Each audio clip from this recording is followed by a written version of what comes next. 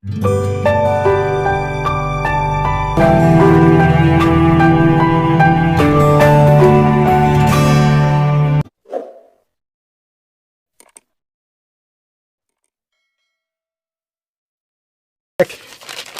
what better way to celebrate than by giving away $5,000? I've tried, and I've tried, and I've tried to give away my money. All I ask in return is for someone to prove that the Quran is right. I offered $500 to prove that one Quran verse was true. No one was up to the challenge. So I offered $1,000 to prove another one was true. Still no luck. Most recently, I upped the price to $2,500 and made the challenge as simple as it gets. Just prove a name was in use in the first century Israel. Alas, no one could come through for the God and Prophet. Is it really so hard to prove the Quran? Now, back to the main event. In my last challenge, I examined Surah 19:28, which claims that Mary, the mother of Jesus, was the sister of Aaron. The Quran seems to have confused two Marys that lived a millennia apart. All I asked for was one single person named Aaron from the first century. We know thousands and thousands of contemporary names, not one named Aaron. Let's take a look at another naming heir. Surah 19:7 declares, O Zechariah, indeed, we give you good tidings of a boy whose name will be John. We have not assigned to any before this name. Other translations leave the Arabic Yahya untranslated in place of the familiar English. But either way, the idea seems clear enough. The name was created by Allah for Yahya, John the Baptist. Where could the author of the Quran have gotten such an idea? Was there any previous text that could have inspired him? Luke 1:59 through 61. And on the 8th day they came to circumcise the child, and they would have called him Zechariah after his father. But his mother answered, No, he shall be called John. And they said to her, None of your relatives is called by this name. It's pretty easy to see how a human author could have misremembered or intentionally exaggerated oral tradition about the Baptist, and changed none of your relatives to no one ever. And that's that. Or at least it would be if Muslims didn't have to defend the ridiculous idea that their scripture is the literal speech of God. So with the simple explanation out, Muslims have to jump through hoops. Different Muslims will offer different excuses. I mean explanations. And maybe they are happy with any random nonsense. But for the thinking person, an explanation offered will have to be more compelling than the simple one already given. The most common explanation I hear from common Muslims is that John and Yahya were actually different people. This is absurd, and no Muslim apologist or scholar that I'm aware of has ever offered such a suggestion. But let's take a look anyway.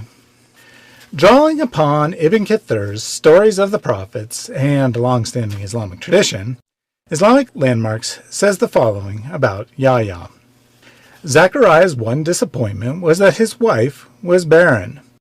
Yahya's mother's womb was brought back to life after being barren until old age. Yahya was born 6 months before Isa. Yahya preferred solitude. He ate locusts or grasshoppers. Yahya pronounced that the marriage of Herod would be incestuous. Salome plotted to achieve her aim. She dressed attractively and danced before Herod. Embracing her, he offered to fulfill whatever she desired. At once, she told him, I would love to have the head of Yahya. Ignoring the confusion of some details, This is clearly the biblical account of John. Let's move on. The other popular explanation I hear is that John wasn't the first John, but rather he was just the first John, so named directly by Allah. This explanation, too, is normally avoided by apologists and learned authority figures in Islam. And for good reason. To give the verse such an interpretation is to make it meaningless, question-begging nonsense. No one can verify the claim one way or another, which invalidates the apparent sign being expressed by the verse. A sign can't be a sign if no one, including John's contemporaries, could verify it. Furthermore, John is the only person directly named by Allah in the Quran. Period. Let's assume the Quran makes sense. A bold claim, I know, and see if the professional apologists can offer anything better than the popular level Muslims. Enter Islamic awareness. The central claim of their attempt is that Yahya and John are in fact different names. Now wait, isn't that the same thing we already discussed as nonsense when offered by lay Muslims? No. Islamic awareness is a bit more clever. They don't suggest there are two people involved, but rather that the real name of John was Yahya. They favor the idea that he had two names, but alternatively one could suggest that the Bible simply got it wrong. Their article is filled with errors, distortion, and empty rhetoric. But I will try to ignore that and distill it down to an actual argument, and keep the video about the viability of said argument, rather than the intellectual dishonesty of Islamic awareness. A difficult task. Once we start to look at the evidence, we can see why Islamic awareness didn't adopt the error theory. The Gospels are unanimous in calling the Baptist Ioannis, the Greek transliteration of the Hebrew Yohanan. Muslims will claim the Gospels are corrupted, without any evidence, of course. But to any historian, a contemporary document is a lot better source of someone's name than a text written more than 600 years later. But it gets worse. Josephus, the first-century Jewish historian, records numerous details about the Baptist's life. The details match up with the Gospel accounts, confirming their accuracy and making it clear the same person is in mind, as you can see on your screen. But what name does Josephus use? Ioannis, of course. No Yahya in sight. So the first century evidence is unanimous. The Baptist was known as John, and John alone. If Islamic awareness, or any honest person, wants to doubt that, they will need some solid evidence. To support their case, IA appeals to the writings of the Mandeans, which sometimes do refer to the Baptists as Yahya Yohanna. The Mandeans are a small religious sect, historically located primarily in what is now Iraq. The group has been much misunderstood, erroneously being called Christians of St. John by the West and Sabians by the Islamic world. More on that title in a moment. The group certainly predates Islam, although their writings are notoriously difficult to date. Most Mandean texts, as we have them today, are amalgamations of fragments composed at different times. Kurt Rudolph explains, "Only painstaking analyses of Mandean literature which was not exactly composed and collected on logical and consistent lines make it possible to separate older material from younger." When we see close correspondence between Islam and Mandaism, there are three possibilities. Islam borrowed from Mandaism, the other way around, or both reflect a historical reality or third source. Normally, Islamic awareness suggests others copied from Islam, which leads them to ridiculous conclusions, like that the Talmud was written after the Quran. for example. But if Mandaism borrowed the name Yahya from Islam, then it can't count as an independent source.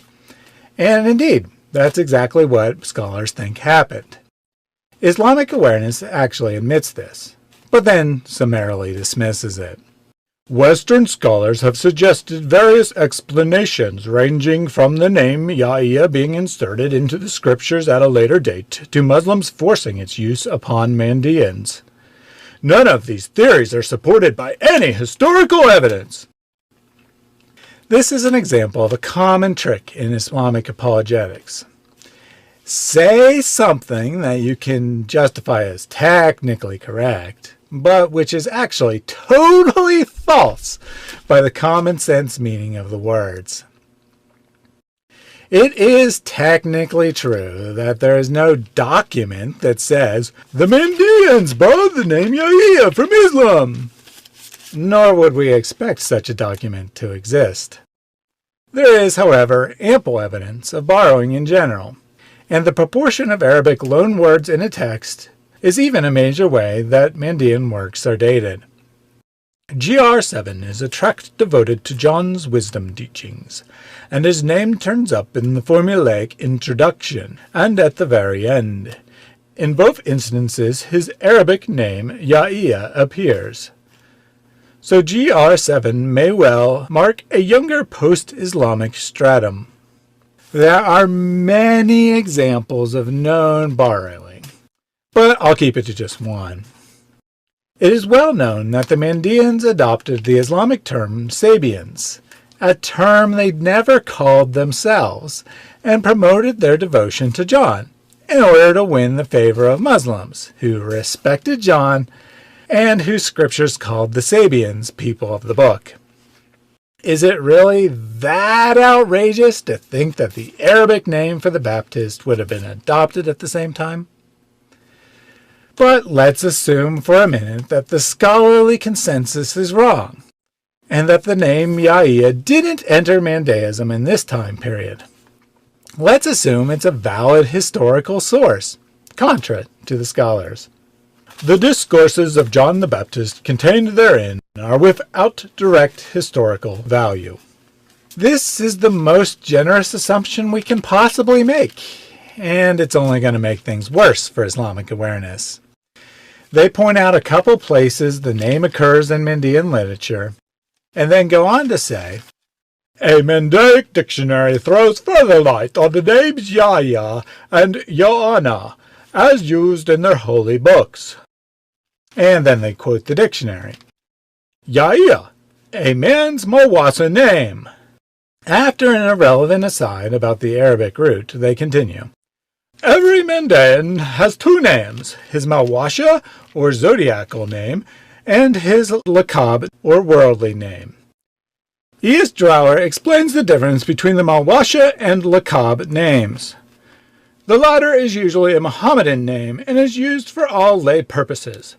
The former, i.e. Mawasha, is his real and spiritual name and is used on all religious and magic occasions.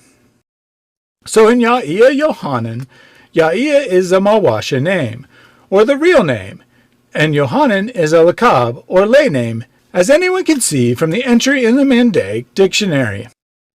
What is interesting here is that the Quran uses only the real and spiritual name, i.e. Yahya. And that, more or less, is the entirety of their case, that the Mawasa, or real, name of John was Yahya. For this argument to work, Islam can't have borrowed from Mandaeism, but rather, Mandaeism must independently reflect the same historical truth. That means that Mandaean beliefs about John's name, at least, must be true. And here we see Islamic awareness desperation on full display. First, the dictionary. You might think that it's a dictionary of the Mandaic religion, based on the title. And Islamic awareness no doubt wants you to believe just that. But actually, it is a dictionary of the Mandaic language. The dictionary entry is merely stating that Yaia is a Mawasa name, nothing more. But wait, that same dictionary entry then states that Johanna is the Aramaic form of the same name, directly contradicting the whole argument IA has been making.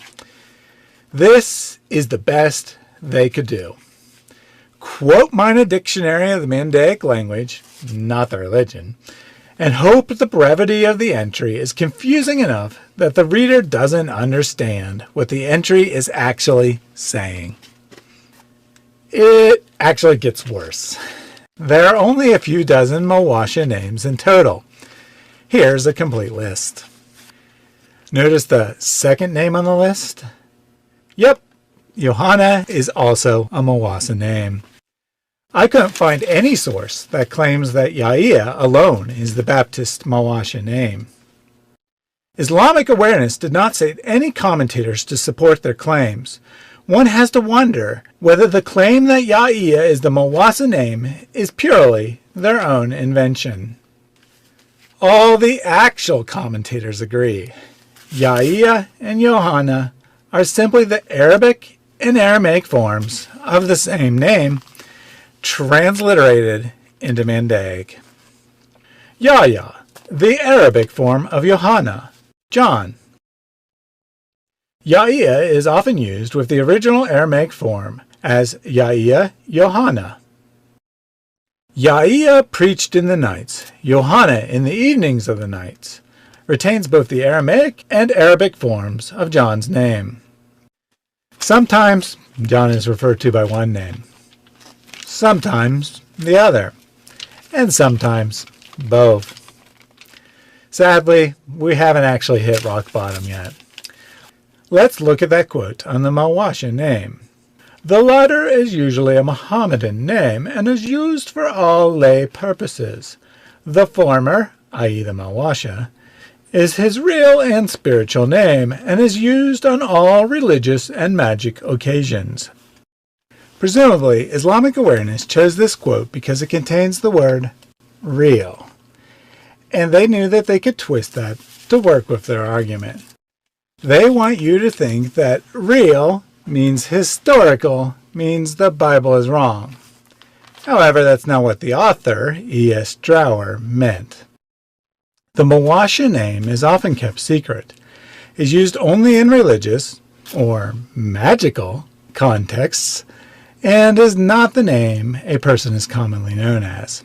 In the same book, just a few lines down, Drower explains, when an infant is to be named, the priest takes the zodiacal sign of the month in which its birth occurred, counts from round the zodiac circle, and calculates from it the sign of the hour. The sign of the day does not matter. From the numerical value which results, they subtract the value of the mother's name.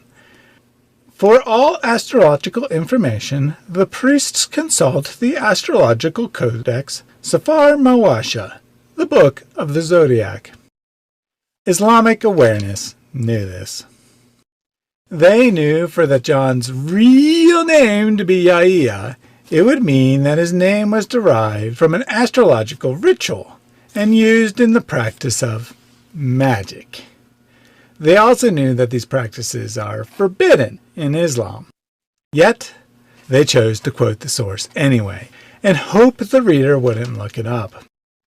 They decided to deceive and pretend sources offensive to Muslims are true in a desperate attempt to save the Quran. Ouch! It seems even Islamic Awareness knows their argument is garbage, because in the final section they offer an alternative, that the Quran has been mistranslated, and the verse should actually read, O Zechariah, indeed we give good tidings of a boy whose name will be John. We have not given anyone uniqueness like him before. This might be linguistically possible, but if we assume the Quran makes sense, then the context matters, and the context is the naming of the child, not about his supposed uniqueness. It would be quite odd for Allah to switch from stating the child will be named John or Yahya to saying he will be unique, while using a word that can also mean name. If the Quran is as perfectly clear as it claims, then only one reading makes sense. Additionally, the claim would be meaningless, since all people are in fact unique in some sense. This is why nearly all translators opt for the name itself being unique, and why Islamic Awareness only offered the other translation as a brief note at the end of the article. If they actually thought it was viable, they would have not appealed to astrologically derived real names as a proof of the standard translation. So where does this leave us? The Quran appears to have exaggerated or confused the statement that John had no ancestors with the same name to mean that no one at all had the same name. Popular level Muslim arguments are non-starters, and Islamic Awareness attempt made a historically improbable appeal to astrology to support their theory. What other options do Muslims have? A fatwa on islamweb.net offers some hope. They say there are two possibilities. One is the no one like him alternative reading that we already dismissed. On the other, they say, the first interpretation that no one before was named John is not reported on the authority of an infallible source entailing using it to challenge what was stated in the Quran. Moreover, one should know that the present-day versions of the other divine scriptures have been altered and distorted, as all is stated in several places in the Quran, such as where exactly? How can you be sure that the verses in the present-day Bible referring to other people before Yahya who bore the same name were not falsely added to the original book, gospel, revealed by Allah? This is then followed by some nonsense about how since they know Muhammad couldn't read or write, he couldn't possibly have confused the gospel account.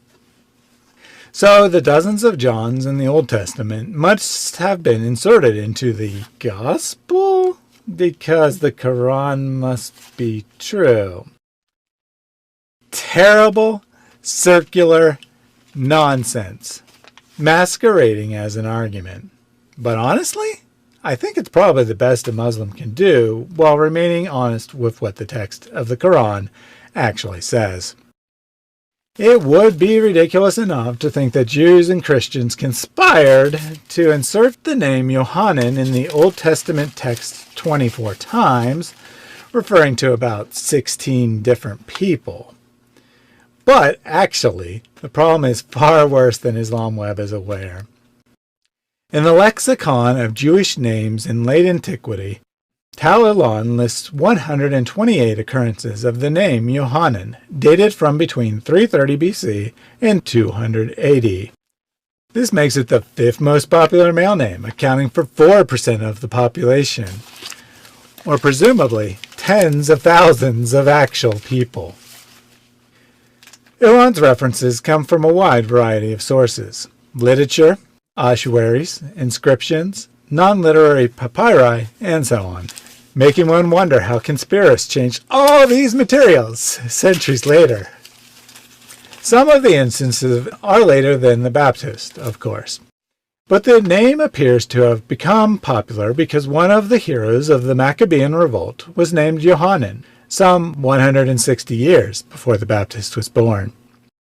A few on the list are of doubtful historicity, but the majority need some explaining if the Quran is true. So here's the contest. Established by scholarly consensus that all of the 127 other Johns listed by Ilan either post-date the Baptist or are of doubtful historicity. Do that, and $5,000 is yours. Admittedly, this contest is considerably more involved than the previous ones. But you didn't think it was going to get easier as the prize grew larger, did you? Full contest rules and a list of my sources can be found in the pinned comment. If this task seems too difficult, then maybe it's time to admit the obvious. The Quran contains errors, and therefore cannot be the literal speech of God. But hey, the choice is yours. You can pretend there is no problem. The Quran confirms early scriptures and is a trustworthy witness over them. Or you can start using your brain and realize that the unanimous testimony of history is a much more reliable source of truth than the confused ramblings of a certain 7th century Arabian prophet. Thanks for watching.